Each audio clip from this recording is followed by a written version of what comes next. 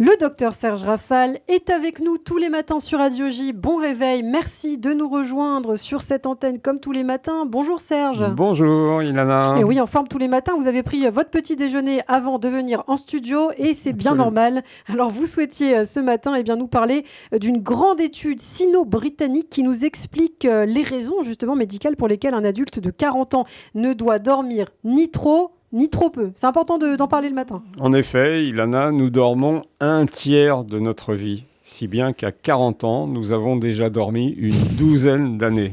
Le sommeil est une fonction essentielle à la récupération de nos forces physiques et intellectuelles. Un bon sommeil est en outre indispensable à la qualité de vie. Une nuit trop courte a un retentissement sur le jour d'après, avec de la somnolence. Une grasse matinée trop longue aussi, d'ailleurs. Une étude sino-britannique impressionnante vient nous apporter des informations intéressantes et surprenantes sur la quantité optimale de sommeil. Alors le sommeil, Serge, il faut le dire, c'est 8 heures en 4 phases. En théorie, oui. Nous avons en réalité besoin en moyenne de 7 heures de sommeil afin de bien récupérer. Les petits dormeurs font des nuits de 5-6 heures, les gros dormeurs de 8-10 heures. Seuls les bébés peuvent dormir 12 heures d'affilée. Une nuit, c'est 5 ou 6 cycles d'environ 90 minutes chacun, décomposés en 4 phases, presque exclusivement de sommeil lent. La phase 1, dite d'endormissement ou de déconnexion, dure 5 minutes. Elle peut durer 1 heure ou plus en cas de trouble du sommeil. La phase 2, d'environ 50 minutes, est celle d'un sommeil léger, superficielle, avec sauvegarde et tri cérébral des infos de la journée, ce qui consolide la mémoire. Les phases 3 et 4 sont celles du sommeil profond, essentiel à la régénération du cerveau.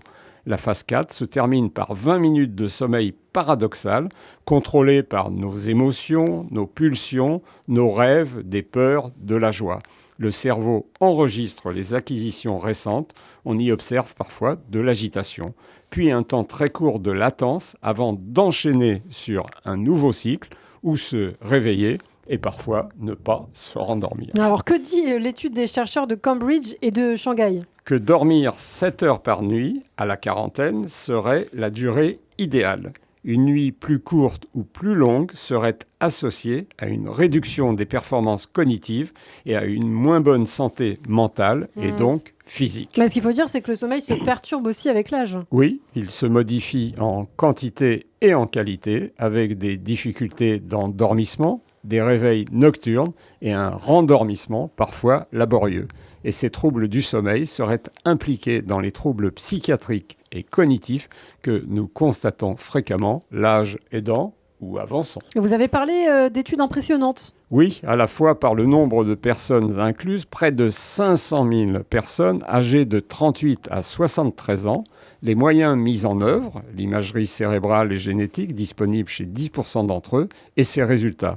Les chercheurs ont constaté qu'une durée insuffisante ou excessive de sommeil était associée à une dégradation des performances cognitives, la fréquence plus élevée de troubles de l'humeur, anxiété, dépression, et un sentiment global de bien-être altéré ou de mal-être. Alors comment expliquer ces effets délétères ? Le déclin cognitif est en rapport avec les perturbations de la phase 3, sommeil à ondes lentes, dont on a vu qu'il participait à la consolidation de la mémoire et peut-être à la formation des plaques amyloïdes spécifiques de la maladie d'Alzheimer. Le mauvais sommeil altère également les capacités du cerveau à se débarrasser de ces toxines, ce qui peut être encore aggravé par la prise de psychotropes, des somnifères ou des benzodiazépines. Et l'insomnie entretient un état inflammatoire chronique favorisant la survenue ou l'aggravation des maladies neurodégénératives. Alors on parle donc du sommeil, de l'importance du sommeil. Qu'est-ce qu'on peut dire en conclusion, Serge ? Denis Diderot, écrivain, philosophe du XVIIIe siècle, écrit « On risque autant à croire trop qu'à croire trop peu ». Ça s'applique tout à fait au sommeil, ni trop ni trop peu, la juste mesure. Et vous avez raison, Serge Rafal. Comme d'habitude, c'est bien de le dire sur Radio J. Merci beaucoup, Serge Rafal. On vous retrouve bien sûr demain matin sur Radio J, comme tous les jours sur cette antenne.